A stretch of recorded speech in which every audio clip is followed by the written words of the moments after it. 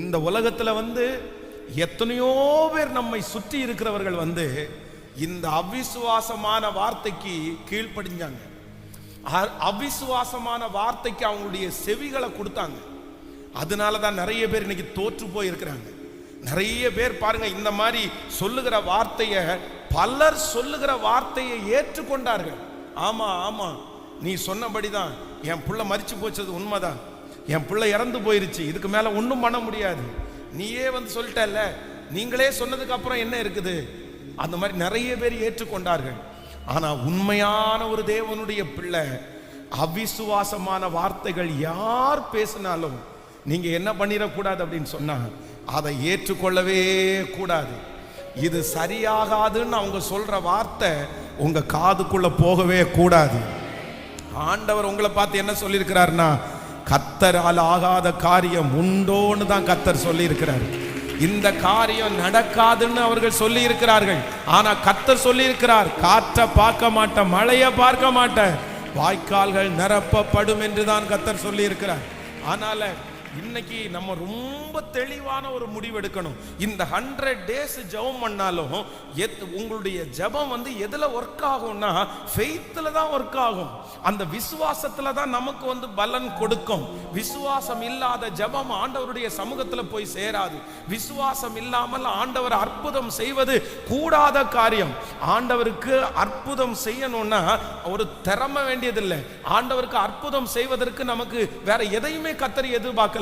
ஆனால் வேதம் சொல்லுகிறது, விசுவாசம் மட்டும் நமக்குள்ளே இருக்குமானால் இந்த சமுத்திரத்திலே தள்ளுண்டு போ என்று சொன்னால் கூட அதற்கு கர்த்தர் அற்புதம் செய்கிறதற்கு வல்லவர்.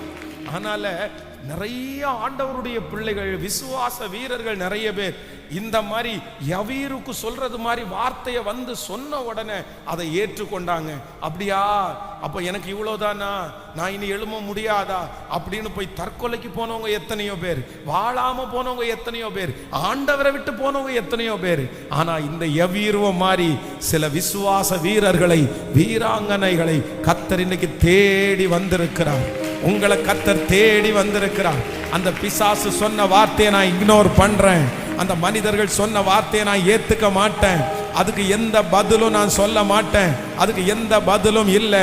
என்னை முன்குறிச்சவர் என்னை நடத்துவார், எனக்கு விசுவாசத்தை துவங்கினவர் என்னை நடத்துவார். என் விசுவாசத்தை பெருக பண்ணுகிறதற்கு எனக்கு முன்னாடி அற்புதங்களை காமிச்ச தெய்வம் எனக்கு இன்றும் அற்புதம் செய்கிறதற்கு வல்லவர். ஹalleluya.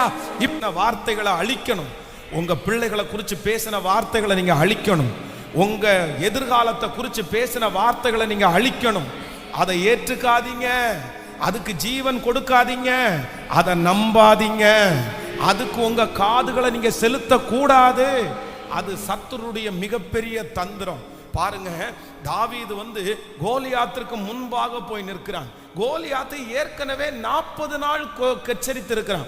40 நாளா என்ன சொல்றான் அப்படின்னு சொன்னா, யாராவது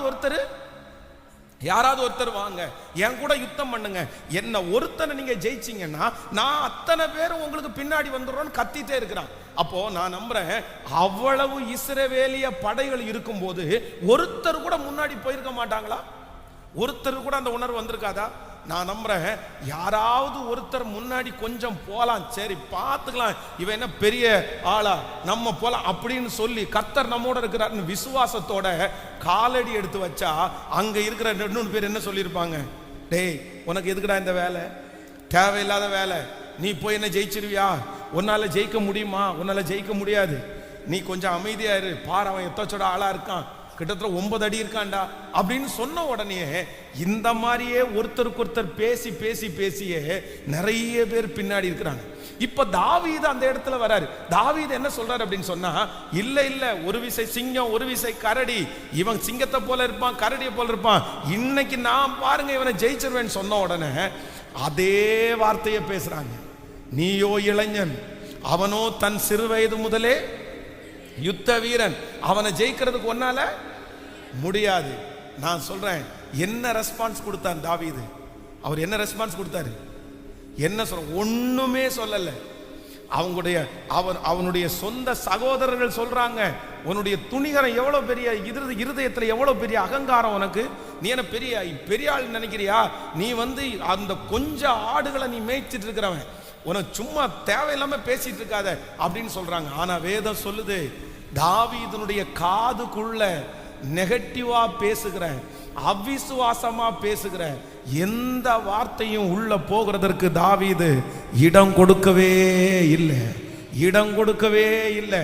அவனுடைய காதுகளுக்குள்ளே ஒரே ஒரு வார்த்தை மட்டும்தான் உள்ள இருந்துச்சு, நான் இஸ்ரவேலின் இராணுவங்களின் தேவனுடைய நாமத்தினால, இஸ்ரவேலின் தேவனுடைய நாமத்தை, இராணுவங்களின் அந்த தேவனுடைய நாமத்துல இன்றைக்கு நான் போறேன், கர்த்தர் அவனை என் கையிலே ஒப்பு கொடுப்பார்.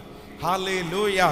நம்ம எல்லாரும் இன்னைக்கு சொல்ல போறோம், நீங்க நிக்கிறது கர்த்தர் பலத்துல, நீங்க நிக்கிறது கர்த்தர் வார்த்தையில, நீங்க நிக்கிறது ஆண்டவர் உங்களுக்கு கொடுத்துக்கிற வாக்கு தத்தத்துல, நீங்க ஆரம்பிச்சது ஆண்டவருடைய வாக்கு தத்தத்துல. உங்க கண்ணுக்கு முன்னாடி நிறைய அற்புதத்தை ஆண்டவர் காமிச்சிட்டாரு, நிறைய மனுஷங்களை ஆண்டவர் காமிச்சிட்டாரு. இது வரைக்கும் உங்களுக்குள்ள இருக்கிற அந்த கொஞ்சம் ஃபெய்த் கூட அது யாரால் உண்டானதான்னா கர்த்தரே உங்களுக்குள்ள உண்டு பண்ணினார். கர்த்தர் நிறைய பேரை கர்த்தர் காமிச்சார். இந்த விசுவாசத்தை ஆரம்பிக்க பண்ணினவர் கர்த்தர், இந்த வாழ்க்கையில உங்களை நடத்தினவர் கர்த்தர். நிறைய பேருக்கு இல்லாத ஃபெய்த்தை கர்த்தர் உங்களுக்கு தந்தார். இப்பொழுது கொஞ்ச காலமாய் யாரோ பேசுகிற வார்த்தையை கேட்டு உங்க விசுவாசத்தை விட்டு பின்னாடி போயிருப்பீங்கன்னா, இது நடக்காதோன்னு பின்னாடி போயிருப்பீங்கன்னா, என் பிள்ளைங்க ஒண்ணு சேர வாய்ப்பில்லையோன்னு பின்னாடி போயிருப்பீங்கன்னா, ஆண்டவர் இன்னைக்கும் மறுபடியும் உங்க கரத்தை பிடிச்சு சொல்றாரு, அந்த வார்த்தையை கேட்காத, அந்த வார்த்தைக்கு ஜீவன் கொடுக்காத, அந்த வார்த்தையை நம்ப வேண்டாம், அந்த வார்த்தையில எதுவும் இல்லை. ஆனால் கர்த்தர் சொன்ன வார்த்தை ஒரு நாளும் நிறைவேறாது. இப்போ கைகளை மேல உயர்த்தி எல்லாரும் சத்தமா ஜெபம் பண்ணுங்க. உங்க இருதயத்துக்குள்ள இருக்கிற அந்த வார்த்தையை வெளியே எடுத்து போடுங்க. அந்த சொந்தக்காரன் சொன்ன வார்த்தை, கூட பிறந்த அண்ணன் தம்பி சொன்ன வார்த்தை, அந்த ஆலயத்துல அந்த நபர் சொன்ன வார்த்தை, அந்த ஹாஸ்பிட்டல்ல அந்த நபர் சொன்ன வார்த்தை, அந்த கோர்ட்ல அந்த சொன்ன அந்த வார்த்தை, கர்த்தர் சொல்லுகிறார், நான் சொன்ன அந்த வார்த்தையை மட்டும் பிடித்து கொண்டிரு, பயப்படாதே, விசுவாசம் உள்ளவனாயிரு, பயப்படாதே, விசுவாசம் உள்ளவளாயிரு. இக்னோர் பண்ணுங்க, அது எனக்கு வேண்டாம், அந்த வார்த்தையை நான் இக்னோர் பண்றேன் சொல்லுங்க, அந்த வார்த்தையை நான் எடுத்து போடுறேன், அந்த வார்த்தை இனி நிறைவேற போவது இல்லை.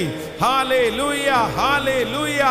நான் அதை ரிஜெக்ட் பண்றேன், அந்த வார்த்தைக்கு இனி நான் ரெஸ்பான்ஸ் கொடுக்க போறது இல்லை, ஹல்லேலூயா, ஹல்லேலூயா. விசுவாச வாழ்க்கையில இது ஒரு மிகப்பெரிய படிப்பனை. ஆமென். அவன் எதை எதிர்பார்க்கிறானோ, அவன் எதற்காக ஜெபித்தானோ, அவன் எதற்காக இவ்வளவு தூரம் ஓடி வந்தானோ, அந்த காரியத்தை குறித்து ஒரே ஒரு நபர் இந்த மாதிரி நெகட்டிவா உன் குமாரத்தி மரித்து போனாள்னு சொல்லும்போது வேதம் சொல்லுது, யவீரு அந்த வார்த்தைக்கு செவி கொடுக்கவே இல்லை. ஹல்லேலூயா.